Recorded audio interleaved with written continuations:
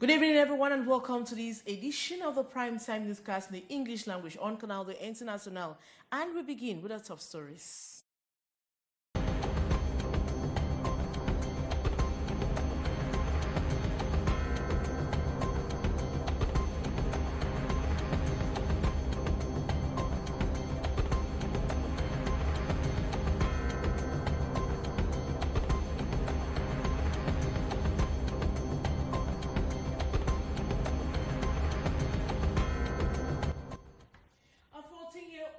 Boy has been shot dead by a gendarme officer in Santchou in the west region of Cameroon, July 4, 2024. He reportedly shot at the vehicle in which a young boy was found in the back seat after the driver vehemently refused to give him a bribe. Medics declared the young boy dead upon arrival in the hospital.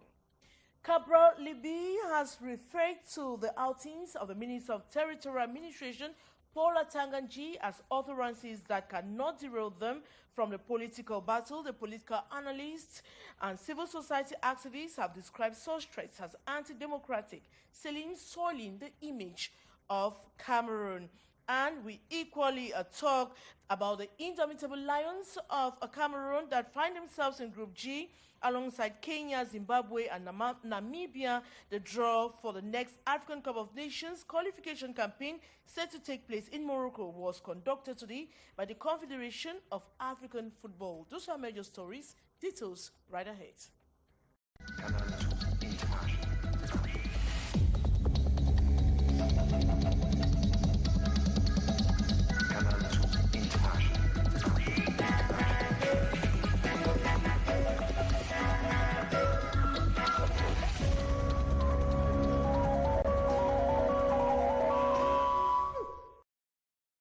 Good evening once more and welcome to this edition of the Primetime Newscast in the English language on Canal International.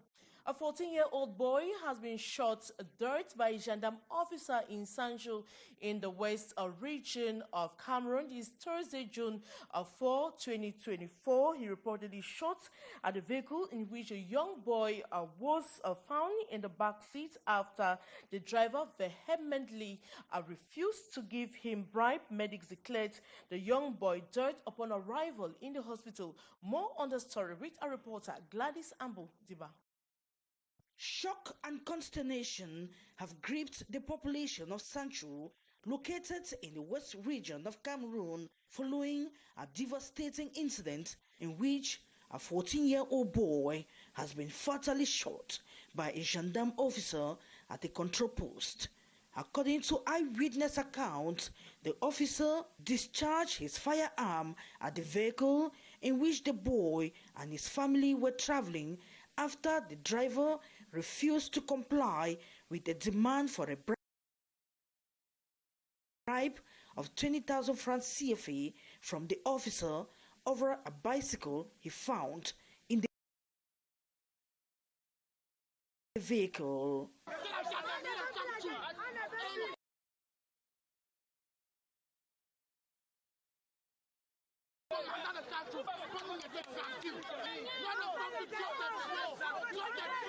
The driver, recounting the harrowing event, said he was shocked when he heard the gunshot and only realized the severity of the situation upon discovering that the bullet had struck the child and also damaged one of the vehicle's tires. In a desperate attempt to save the boy's life, he was rushed to the nearest hospital on a motorcycle. However, medical personnel confirmed that the child had succumbed to his injuries before arriving at the facility.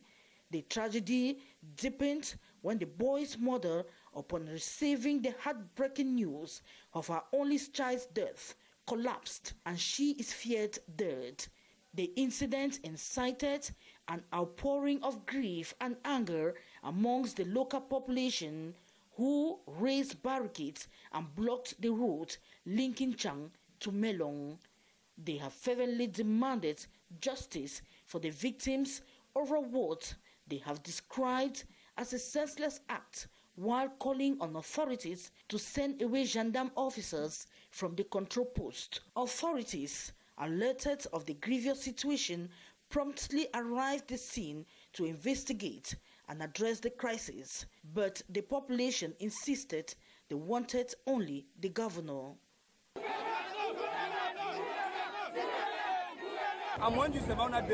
In less than 1 week, we have had 2 similar incidents. We are fed up. Today, we are waiting for the governor. This tragic sequence of events has not only shattered our family, but also raised urgent questions about the conduct and accountability of law enforcement officers in the area. The community's call for justice just underscores the need for a thorough investigation and appropriate action to prevent such incidents in the future. Reports say the 14-year-old boy passed this year's BPC examination. And a series of accidents on the highway linking Douala and linking Douala to the west region of Cameroon have resulted to a series of deaths. Around 10 people within the span of just a week. Residents along the stretch of roads are living in the constant fear of the unknown. The highway connecting Douala to the west region of Cameroon has become notorious for its high number of fatal accidents.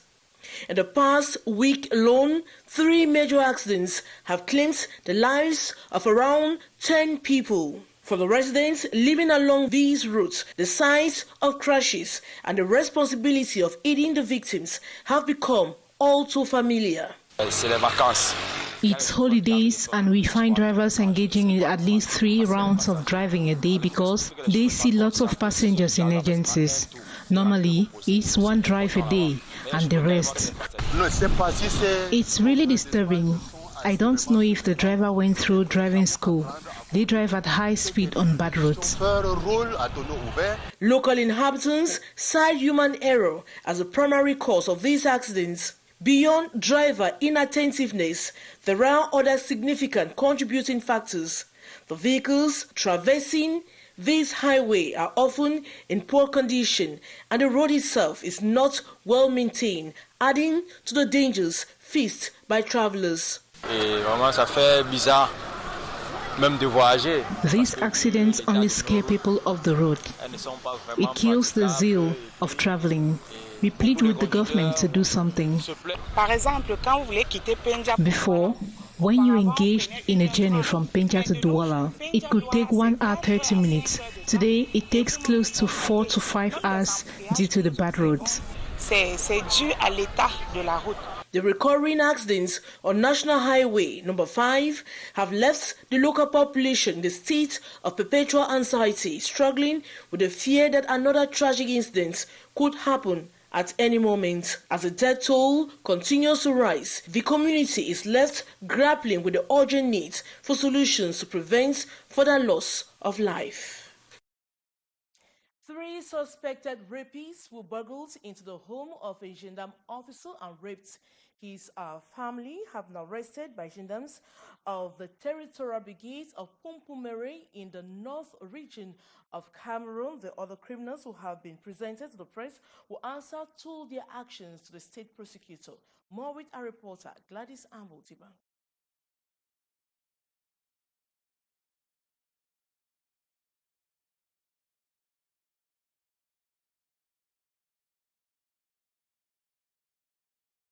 Unfortunately, we can't have that story. And tonight we turned our attention to critical segments of the Douala-Munzu corridor, specifically 235 kilometers stretch from Gandari to Toujours in Cameroon, now in dire straits. And this crucial economic artery, parts of the road to Mundu in Chad, is fast deteriorating. It's a familiar sight on the Gandari-Toujours road. Vehicles struggling to navigate through the treacherous potholes and deep craters. While recent incidents have thankfully resulted in no fatalities, the financial toll from damaged goods and vehicles is mounting. I visited the garage just 3 days ago because I had a damaged engine. and other parts of my vehicle. It causes trucks to fall off every time. Not all drivers master the road. The situation is exacerbated by overloaded trucks that put immense strain on the road. In many villages, residents have taken matters into their own hands, trying to fill the craters to ease the traffic flow.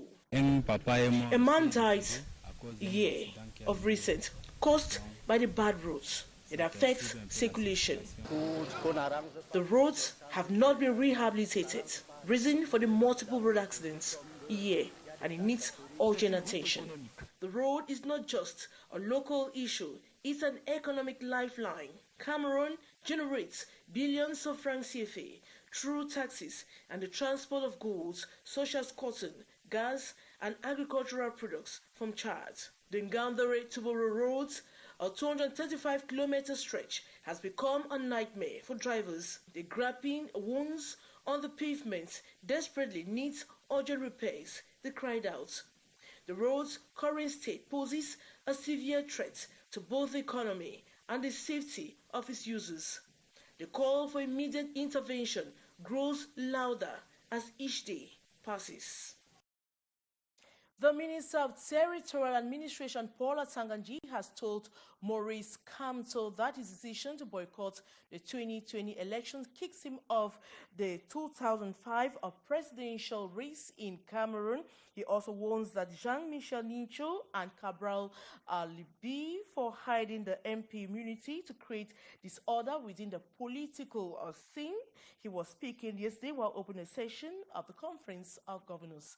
More with our reporter, Santchou. Before the governors, political actors and media representatives on July 3rd in Yaoundé, the Minister of Territorial Administration, Paul Atanganji, stated that Maurice Kamto and the Cameroon Renaissance Movement, by boycotting the 2020 municipal and legislative elections, had long decided their fate of not participating in the 2025 presidential election. Non seulement il a décidé de boycotter les élections législatives et municipales de 2020, he decided in 2020 not to prepare for the 2025 presidential elections. Boycotting the municipal and legislative elections was a clear decision. He is conscious of the decision and the consequences of the act. That was a blunder, and he has himself to blame. The laws of the Republic are there and shall be respected. Politics is not child's play. He is out of the game. Alors, il s'est mis hors jeu. Les gens qu'on dit en anglais, as you make your bed, so shall you lie on it. And in the same light, the Minard boss puts on guard Cabral Libil regarding the leadership situation of the PCRN. Il n'y a pas de polémique. Il s'agit de quelqu'un qui a créé son parti politique. I want to make it clear that there is no polemics in the PCRN. Someone created a party and permitted another to join to go to the National Assembly under clear clauses. A babysitter cannot become the mother of the child. Even if the babysitter wants to claim ownership of the child she is taking care of, a DNA test is required to prove the true mother of the child. In this case, the DNA test is at Minat. Robert Kona is the creator and owner of the party. Let's stop joking. He warns political actors questioning the actions of the head of state and reiterating that any attempt from whosoever to disrupt the upcoming elections will meet repressive measures. And Cabral Libi has described the outings of the Minister of Territorial Administration, Paul Atanganji, as utterances that cannot derail them from their political battle. The political analysts and civil society activists have described such threats as anti-democratic. Santchou has the rest of that story. With the projection of Maurice Kamto's declaration in 2020, boycotting the legislative and municipal elections, Paul Atanganji was clear that Kamto and the Cameroon Renaissance Movement are out of the 2025 presidential race, an outing that did not go down well with political analysts and civil society activists. I don't think that was the appropriate venue to have made such an announcement. And I don't think he's the one who receives the candidacies for elections. Yes, because I know there is a body, ELECAM, that receives and scrutinizes candidates who are qualified to run for any election in this country prior to 2025. And if there are patriots, as the minister did say, there are laws. There are equally laws in democracy which is supposed to be respected. And I think the rule of law must prevail. To Cabral Libil, the utterances of the Minister of Territorial Administration are distractions that cannot derail their actions ahead of the crucial elections. À sensibiliser les Camerounais afin qu'ils s'inscrivent massivement sur les listes électorales. We are busy sensitizing Cameroonians to register in the electoral list. We are focused on preparing elections to ensure that there is a transition in 2025. The outing of that kind from Minat at the moment Cameroonians are going through a lot is not really our concern. We need change, and that is our interest. C'est pour cela que nous voulons le changement. And constantly putting the political actors on guard, many lament is a threat to democracy and the image of the country. I think democracy in Cameroon has regressed, has gone backward to those days that we used to hear about Ahijo. Mr. Tang is telling us that force is going to prevail. I don't think force can be used to replace the very democratic principles the head of state has laid down. He is a servant of the state, and he has to serve the state. He has to behave like a statesman and then show his willingness to serve the state that he has been appointed to do. I think he's merely an executor. He's not an elected official of this country. Cameroonians have been hypnotized. They've been devalorized. There's no right to citizenry, which I want to believe, because at every time, imagery which is used on Cameroonians, because we keep talking about hate speech, hate language, but the imagery which is being used on Cameroonians is so demoralizing. I think it's all of a melodrama. Cabral Libil insists that the justice decision is clear as to who is the president of the Cameroon Party for National Reconciliation. And a delegation of Cameroonian parliamentarians comprising senators and members of the National Assembly led by Honorable Hilarion Etong, Senior Deputy Speaker of the National Assembly in his capacity as President of the Cameroonian branch of the Parliamentary Assembly of the Francophonie, will be part of the 49th session of the Parliamentary Assembly of the Francophonie. The deliberations will begin on Friday, July the 5th, 2024, with a meeting of the APF Bureau of Montreal, Canada, others like the Network of Female Parliamentary French-speaking countries, the Francophone Parliament of Youth, APF Political Committee that's on education, communication and culture, economic, social and environmental affairs also on program. The 49th session proceeding shall end with a plenary sitting to elect a new president of the Parliamentary Assembly of the Francophonie. It should be noted that the candidacy of Honorable Hilarion Etong, Senior Deputy Speaker of Cameroon's National Assembly, who was unanimously endorsed during the last African Regional Assembly held from the 28th to 30th of May 2024 in Yaoundé, it shall be submitted to the election of all the delegates from the 93 parliaments of member states of the Francophonie, made up of the Europe, America, Africa, and Asia and Pacific regions.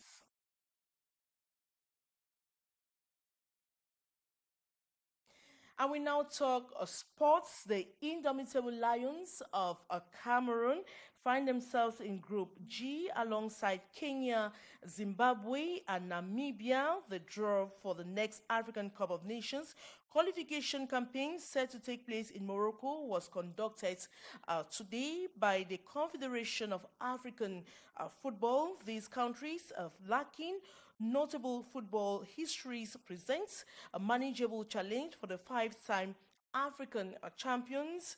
However, it's worth noting that Mark Bre's squad did not fare well against Namibia in their last CAN qualifiers, drawing at home and losing away. Despite the setback, Cameroon is expected to elevate their game to secure one of the two spots for the final tournaments. The African Cup of Nations 2025 kicks off on December 21, 2025 and concludes on January 18, 2024. And that draws the curtains of this edition of the Primetime Newscast in the English language on Canal International. Thanks so much for watching. Take another rendezvous, same time tomorrow night. Canal International.